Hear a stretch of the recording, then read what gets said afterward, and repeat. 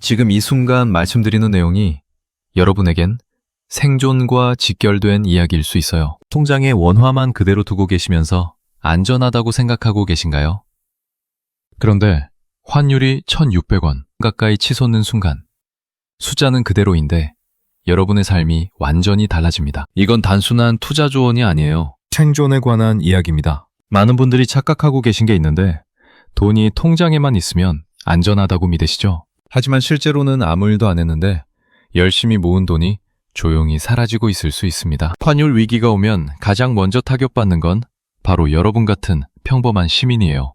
더 충격적인 건 이겁니다. 환율이 오르기 시작하면 달러를 사고 싶어도 못 삽니다. 위기가 터진 뒤에는 이미 늦어요. IMF 때도 그랬고 2008년 금융위기 때도 똑같았습니다. 미리 준비한 사람만 버틸 수 있었어요. 그런데 더 심각한 문제가 있습니다. 원화 약세는 여러분이 느끼는 것보다 훨씬 빠르게 생활을 파고듭니다. 마트에서 장 볼 때, 기름값 넣을 때, 생활비 쓸 때 바로 체감하게 돼요. 통장 잔고는 그대로인데 살 수 있는 건 점점 줄어드는 이상한 경험을 하게 됩니다. 또 하나 놓치시는 게 현금만 쌓아두면 안전하다는 착각이에요. 돈의 양이 늘어도 가치는 떨어질 수 있거든요. 이게 바로 인플레이션과 환율의 이중 타격입니다. 물가는 오르는데 원화 가치는 떨어지면 여러분 자산은 양쪽에서 깎여 나가는 거예요. 지금 당장 이 상황이 남의 일처럼 느껴지시나요? 제가 며칠 전에 상담했던 분 이야기부터 들려드릴게요. 정말 가슴이 아픈 사연이었거든요.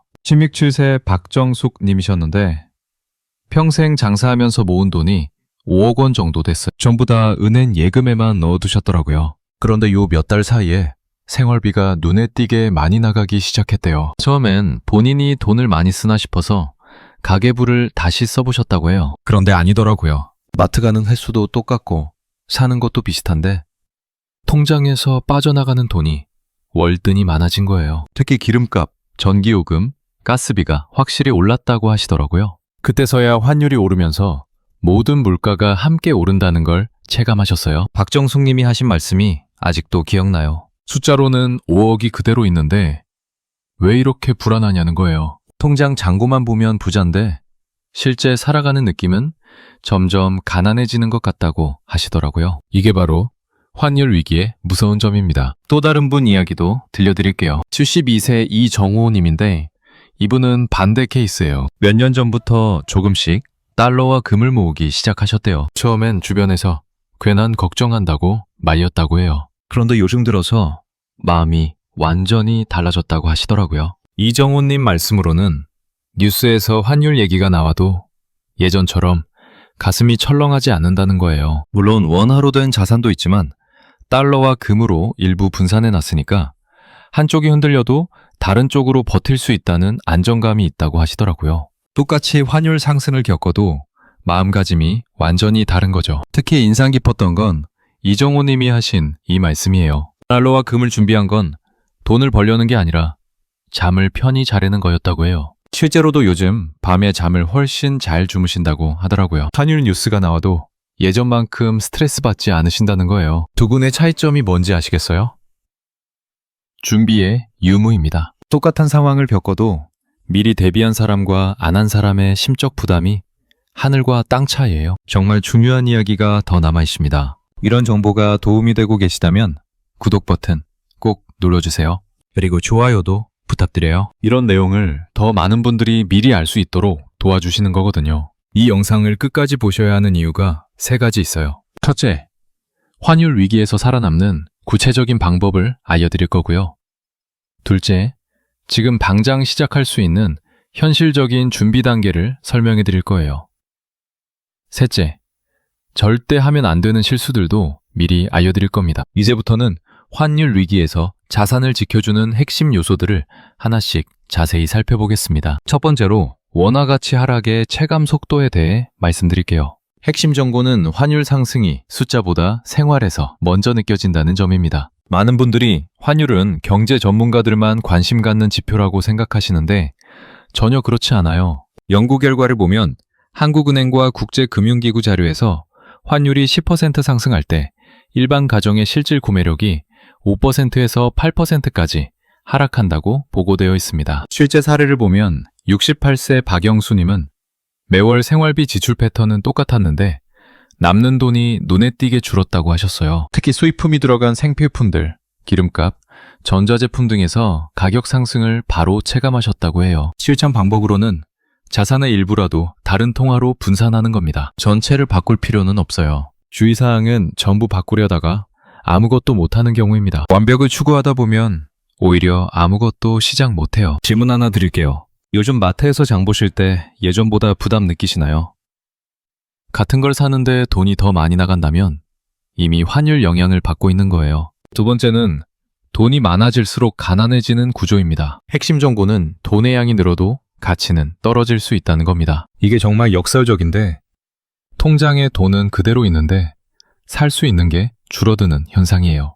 연구 결과는 국내외 인플레이션과 통화가치 연구에서 반복적으로 확인되는 내용입니다. 특히 브라질, 아르헨티나 같은 나라에서 겪은 통화 위기 사례를 보면 명확해져요. 구체적인 사례로 72세 이정우님은 통장 숫자는 그대로인데 살 수 있는 게 줄었다고 표현하셨어요. 같은 돈으로 예전만큼 장을 못 본다는 거죠. 실천 방법은 현금만 쌓아두는 습관을 점검하는 겁니다. 저축은 좋지만 모든 걸 현금으로만 두면 위험해요. 주의사항은 물가 상승을 일시적 현상으로 치부하는 겁니다. 한두 달이면 괜찮아질 거라고 생각하시면 안 돼요. 질문 드립니다. 현금이 안전하다고 아직도 믿고 계신가요?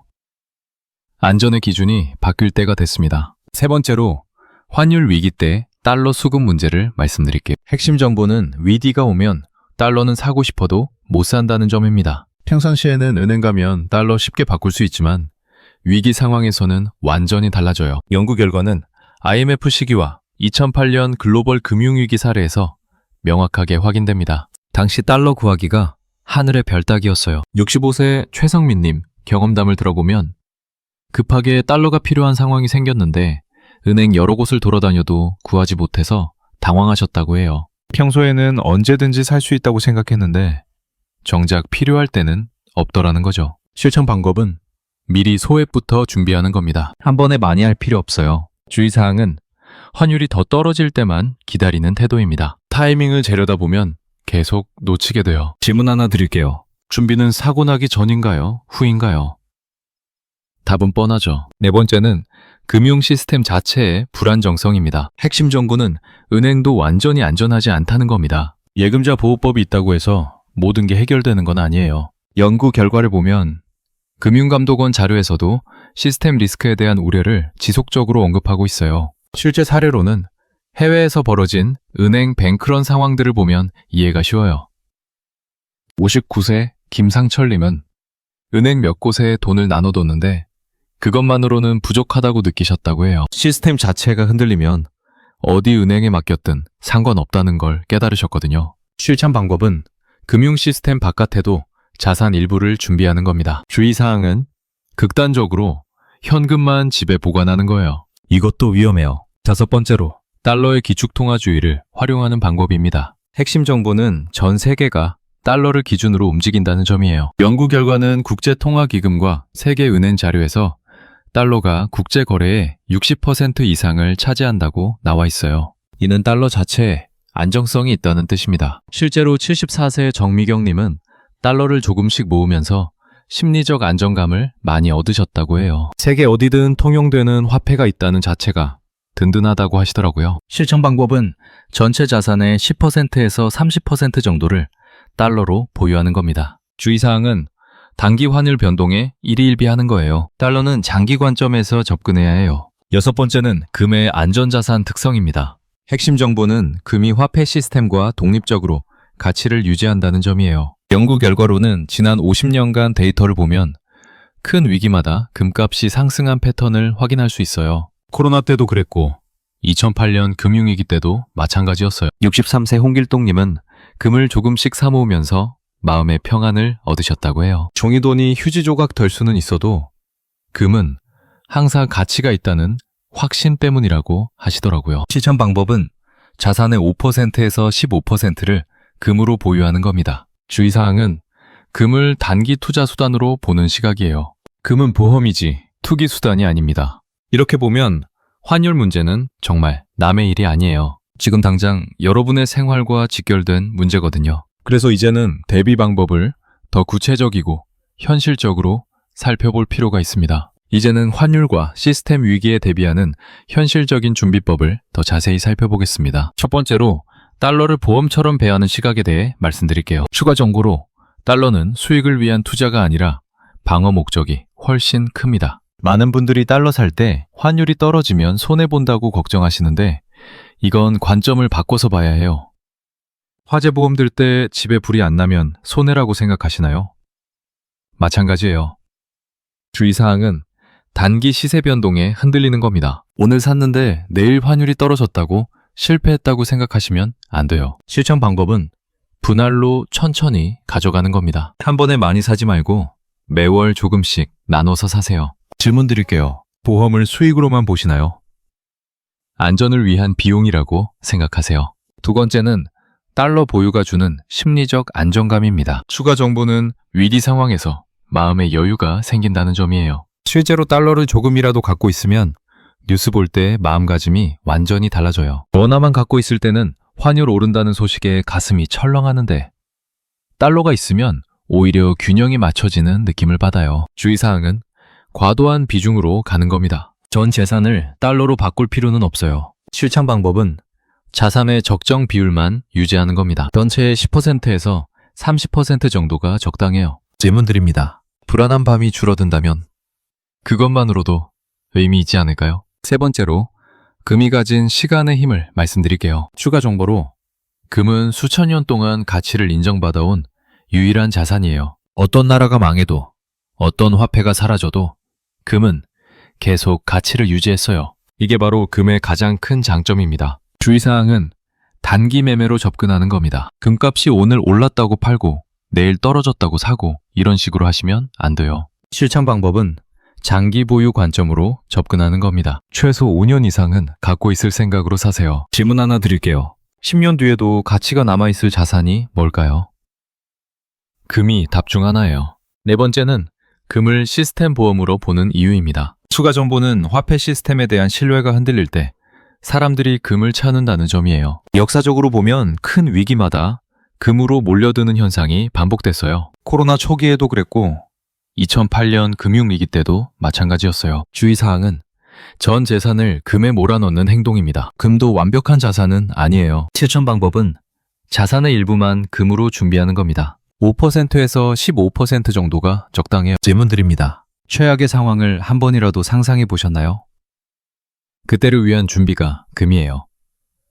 다섯 번째로 분산의 진짜 의미를 알려드릴게요. 추가 정보는 분산이 단순히 여러 개로 나누는 게 아니라 서로 다른 성질을 가진 자산으로 나누는 거라는 점이에요. 원화, 달러, 금은 각각 다른 특성을 갖고 있어요. 하나가 위험해질 때 다른 하나가 버텨주는 구조를 만드는 게 중요해요. 주의사항은 너무 복잡하게 가는 겁니다. 처음에는 단순하게 시작하세요. 실천 방법은 3분할 정도로 시작하는 겁니다. 원화, 달러, 금으로 나누면 충분해요. 여섯 번째는 타이밍의 함정에서 벗어나는 방법입니다. 추가 정보는 완벽한 타이밍은 존재하지 않는다는 점이에요. 언제가 가장 좋은 시점인지 누구도 정확히 알 수 없어요. 그보다는 꾸준히 조금씩 준비하는 게 훨씬 중요해요. 주의사항은 더 떨어질 때까지 기다리는 마음가짐입니다. 기다리다 보면 기회를 완전히 놓치게 돼요. 실천 방법은 지금부터 시작하는 겁니다. 오늘이 가장 이른 날이에요. 이제 마지막으로 오늘 모든 내용을 정리해 보겠습니다. 오늘 말씀드린 이야기의 핵심을 한 번 더 정리해 드릴게요. 첫째,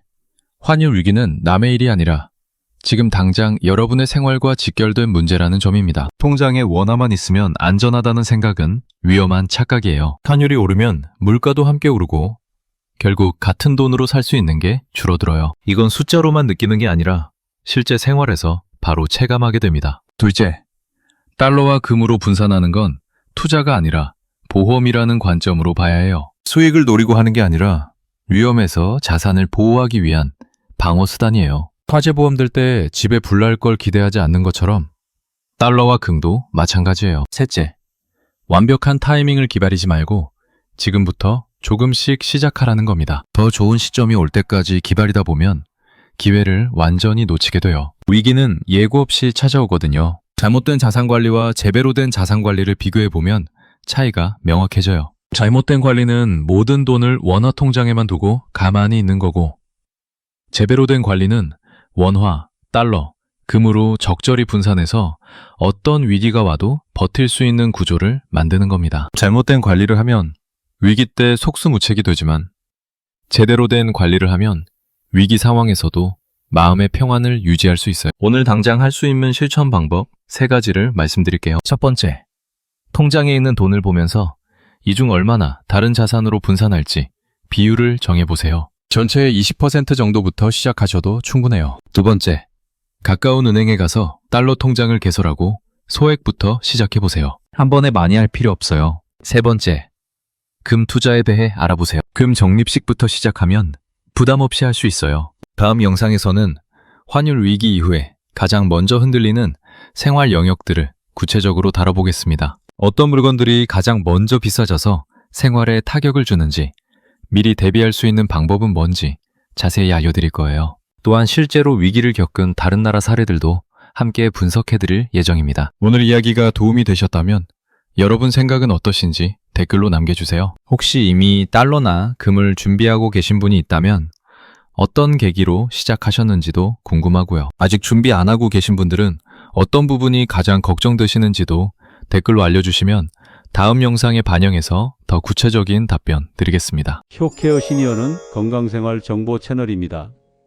구독과 알림 설정은 앞으로 유용한 정보를 만드는 데 큰 도움이 됩니다.